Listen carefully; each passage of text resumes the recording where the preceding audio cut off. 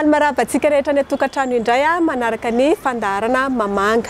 Ny lohahevitra hojerentsika anio dia mahakasika ny fananganana orinasa izay iarahantsika amin'ny fitantanan-draharaha ankapobeny ny fampiroboroboana ny fampananana asa. Anio isika dia misy namana anankiray hitafatafa amintsika mahakasika ny asa tena izay ataony. Fa mialohan'izay rehetra izay dia andeha aloha hanaraka fain-kely isika. Mbola mitoetra ny lalao antsika eto amin'ny fandaharana mamanga. Ny fanontaniana dia tsy miova. Aiza no misy ny ministeran'ny asa, ny fampananana asa, ny asam-panjakana ary ny lalàna sosialy. Valo marina, Antsahavola ve? Anosy, sa 67 hectares. Ny amalinao izany ao amin'ny page Facebook Mamanga MTEFPLS na ihany koa amin'ny numéro 034 16 543 53. Maro ny loka hozarena amin'izany koa dia azo tara ary ny farafandraisana anjara dia ny 5 aprily 2024. Ho antsika mpikirakira tambazodra serasera Facebook, azo adinoina no misaina amin'ny pazintsika Mamanga MTEFPLS.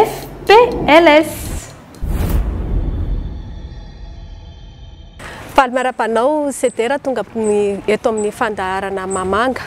Androany isika dia hijery mahakasika kokoa ny asa taorian'ireny fiobona ireny noho ny valanaretina Covid-19.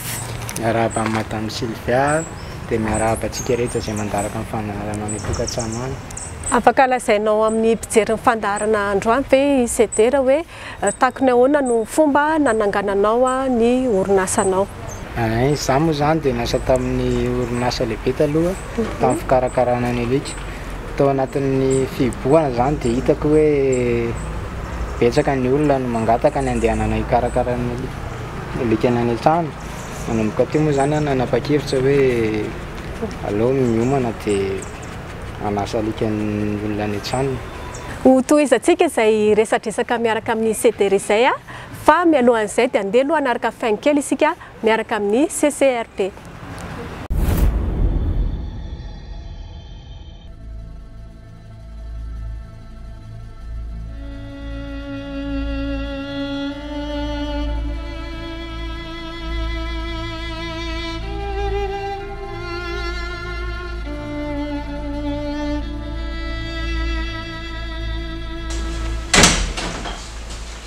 Drivy tsy mba mieritreritra mihitsy mitady asa fa variana amin'ny Facebook ndriny foana.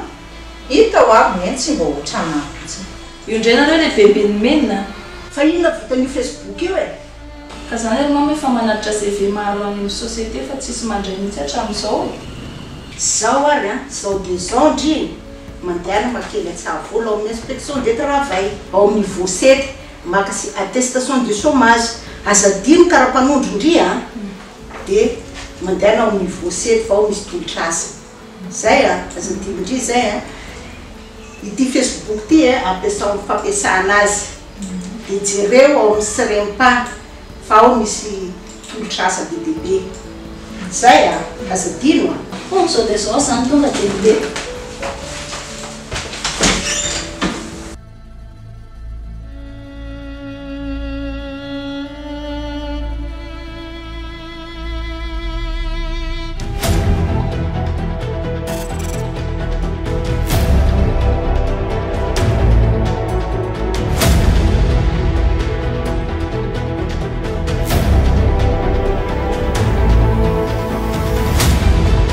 Hitantsika teo amin'ny fanentanan'ny CCRP teo ara fa mety misy ny tolotrasa eny amin'ny ministeran'ny fampananana asa izay hitantsika eny Antsahavola ho an'ny faritra Analamanga. Misy ihany koa ny azontsika antonona eny amin'ny faritra. Mbola eto ihany ny sedera miaraka amintsika. Hono sedera takona ahoana ny lalana ny diavinao tanatin'ny fiboahana ny fanatanterahana zao asa ataonao izao. Tao anatin'ny fiboahana moa zany ako dia tsy niasa tao anaty orinasa nisako taloha intsony. Tsy maintsy nikaroka moa zany tena nitady fomba hivelomana satria tsy maintsy mila vola amin'ny fiainana. Dia rehefa faingo tamin'ireny tambazotra tserasera ireny moa zany mikasika an'ity asa ataoko ity. Rehefa nanao andrena zany dia nisy mpiasan'ny asa sy ny fampananana asa nahita anahy dia niantso anahy nikarakara ny alikany a sady nanontany anahy hoe vonanao formation ve satria eo amin'izareo misy formation ho an'ny fananganana asa sy tetikasa zany. Betsaka isika ny tokantrano lina amin'ny hoe manahoana zany manangana orinasa izany. Mialohan'izany rehetra izany dia andehantsika naraka fanatetiana fohifohy izay ataony fitantanandrara ankapobeny ny fampiroboroboana ny fampananana asa. Ny direction générale de la promotion de l'emploi dia sampana anankiray atao amin'ny ministèren'ny asa, fampananana asa ny sampanjakana ary ny lalàna sosialy, izany hoe ny fampiroboroboana ny fampananana asa. Io direction générale io dia misy direction anankitelo. Voalohany ny direction de l'appui à l'insertion professionnelle des jeunes, eux des sans-emploi.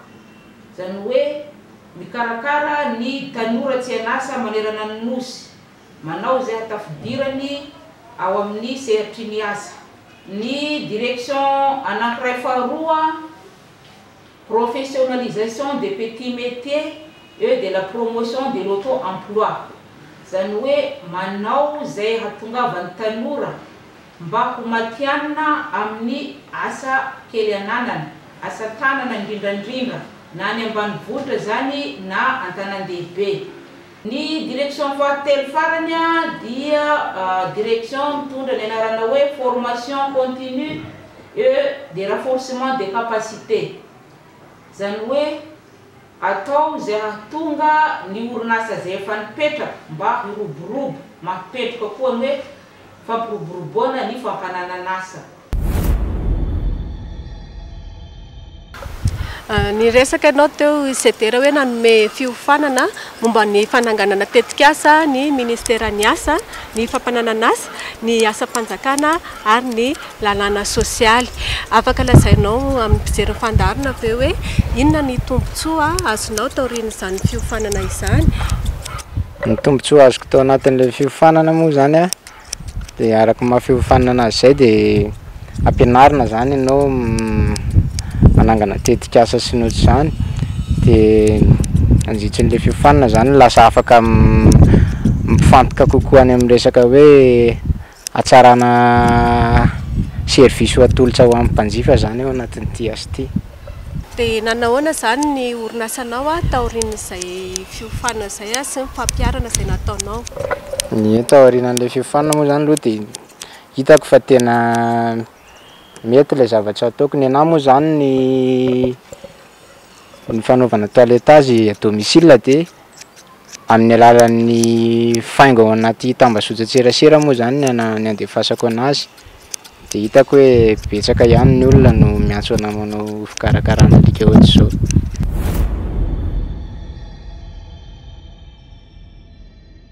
Avelantsika karakara aloha isedera fa andeha aloha isika anaraka fitantanandrara anankiray izay ao anatin'ny fitantanandrara ankapobeny fampiroboroboana ny fampananana asa mahakasika ny fiofanana momba ny fananganana orinasa.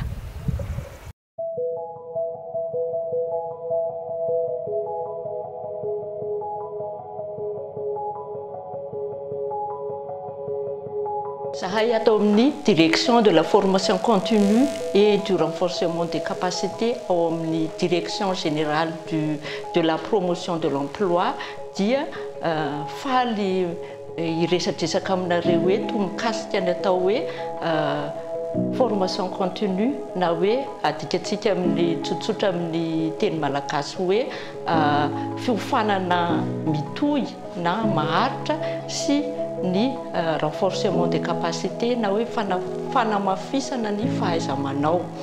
Voalohany indrindra dia ho jerentsika aloha ny atao hoe formation continue.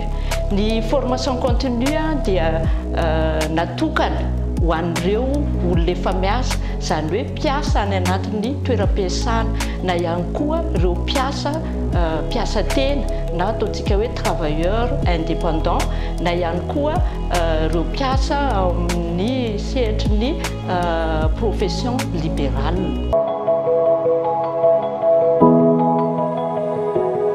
Izany fanatanterahana asa anankiray izany dia hosetrin'izany dia misy tambiny avy amin'ny mpampiasa. Arak'izany dia ny atao hoe tambiny ny asa izay natao dia tsy voatery ho vola ihany fa indrindra ny fiofanana izany. Noho izany dia manentana etony izahay ho an'ireo toeram-piasana isan-karazany mba hametraka ny atao hoe drafy mpiofanana ao anatin'ny toeram-piasana satria izany dia antoka anankiray ampiroborobo ny orinasa. Rehefa manome fampiofanana ny mpiasa ny orinasa anankiray dia mitombo ny fahafahany mifaninana eo amin'ny sehatra misy azy satria maninona moa satria rehefa mahay ny mpiasa anankiray dia afaka manao asa tsara, afaka manao asa haingana, afaka mandray fanapahan-kevitra haingana mifanaraka amin'ny asany. Noho izany dia mitombo ny vokatra azon'ny entreprise.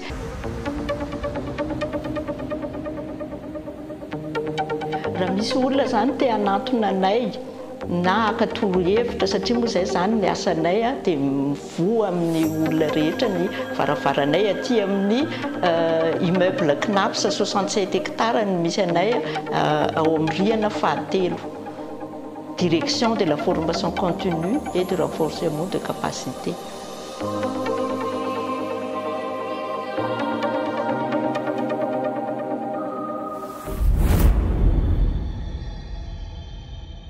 Ho an'ny tsika tanora izay tsy mananasa na koa izay efa perinasa izay manao asa tena na ny asa madinika dia mahaliana antsika ity fandaharana ity izay mahakasika ny fananganana orinasa izay voalaza teo. Ndao ary.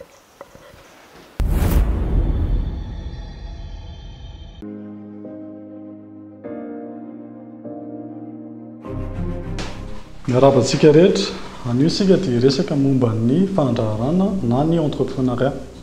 Amin'izao fotoan'izao tokoa mantsy dia hitantsika fa maro ireo olona izay tsy mananasa, indrindra fa taorianan'ity aretina coronavirus ity dia maro ireo orinasa mikatona ka dia mila zany ny fandraharana mba hahafahana manangana orinasa ho an'ny tenanao manokana. Ka izay indrindra zany noho lohahevitra ho velabelarantsika androany ny momba ny fandraharana. Raha te hanitikidika kely fotsiny zany ny saitsika izay pijery dia te hampafantatra fa ny ankabeazan'ny mpanan-karena, mpanambola ery izao tontolo izany eto amin'ny firenentsika dia olona mpandraharaha avokoa.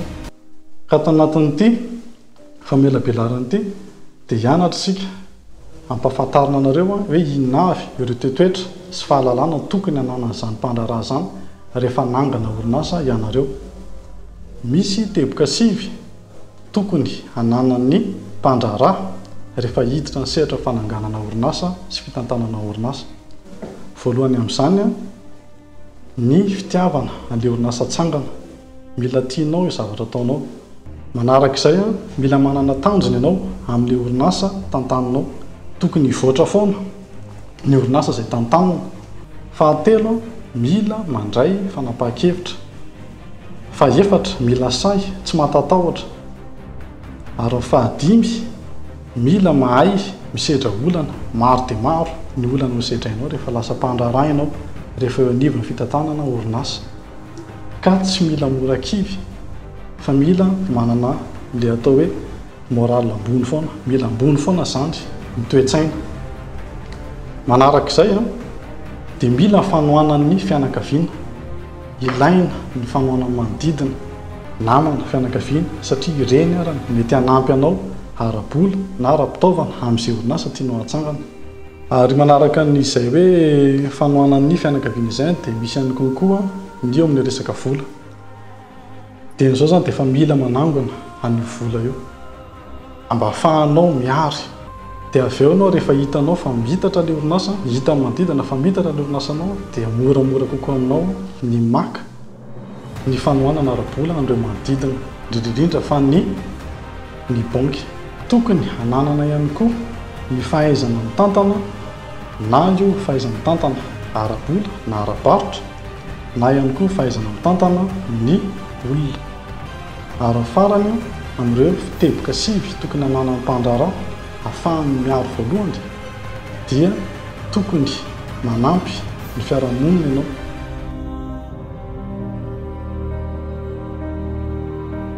Rehefa hitanao ran'izany izay hoe hanananao ilay toetra sy ny fahalalana anankisivy ny tokony hananana raha dia hiditra misehatra fandraharana na ny fananganana orinasa dia mila mahavala reto fanontaniana 5 reto ianao mba hahafahanao zany mahita hoe tsara ve ty eritreritro ty amin'ity fananganako ny orinasako ity. Misy anankidimy ilay fanontaniana.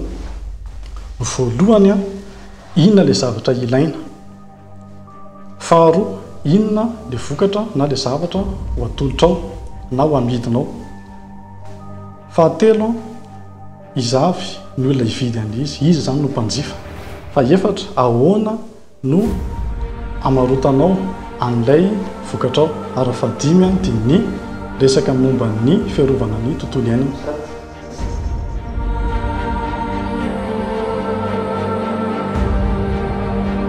Dia ny afatra farany angambany ho an'ireo tanora na manam-pahaizana na tsy manam-pahaizana kendreo foana hoe mba mila manana zavatra ho an'ny tena ary ny tsara dia hoe ianao manana ny ianao fa raha te ahomby ianao amin'ny fiainana dia afaka maka ohatra amin'ireo mpandraharaha izay efa tafita ireo. Betsaka izy ireo na eto amin'ny firenentsika na ivelany fa na dia kely aza n'androana dia lehibe indrindra ny faranao ary rehefa miezaka ianao ary miasa mafy.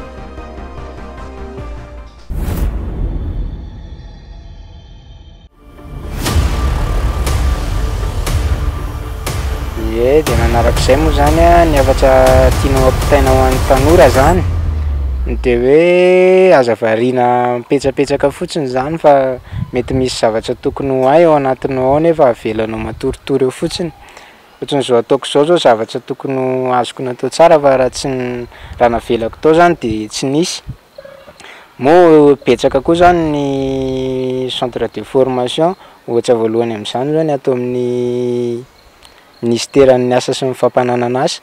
Tatao zany niofana momba n'ity azy ity tsy dia hoe ity loatra fa tato ny tena nampahafantarina anao hoe izao ny tokony atao indrindra eo amin'ny manao asa tena zany na hanao asa irana amin'ny olona na hanao asa tena zany dia nisy fiofanana tsara zany azo tato dia manentana ny tanora zany mba hitsidika an'ireny ratsa mangaikan'ny ministeran'ny asa sy ny fampananana asa ireny. Ny lohahevitrintsika manaraka dia mahakasika ny fomba fanaovana CV. Maro amintsika tanora no liana amin'izany hoe manao ahoana ny fomba fanaovana izany CV izany dia aza misaraka amin'ny fandaharantsika ny ary dia manao veloma mandra-peona anareo indray izazy sedera dia aza misaraka amin'ny fandaharana Mamanga.